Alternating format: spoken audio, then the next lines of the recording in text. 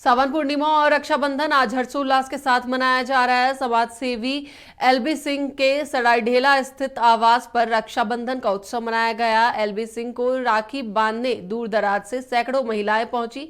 बहनों ने राखी बांधकर उनके दीर्घायु होने की कामना की, साथ ही सुरक्षा का वचन लिया। परंपरा के अनुसार बहनों ने आरती उतार, माथे पर टीका लगाया और मुंह मीठा कराते हुए रक्षा सूत्र के रूप में हाथों की कलाई में राखी बांधी।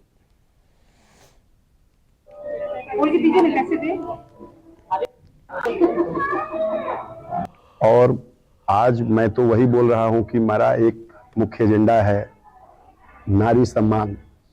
धनबाद में मैं इतना जरूर बोलूंगा कि धनबाद में एक ऐसा माहौल बनाऊंगा कि हर महिला सुरक्षित रहेगी। उन्होंने हम लोग की रक्षा के लिए वचन लिया है और हम लोग को सुरक्षा प्रदान करेंगे। ये हम लोग चाहते हैं कि भैया हम लोग की रक्षा करें, हम लोग रात को 11 बजे तक भी निकल सके बाहर, कोई हम लोग को डर नहीं रहे।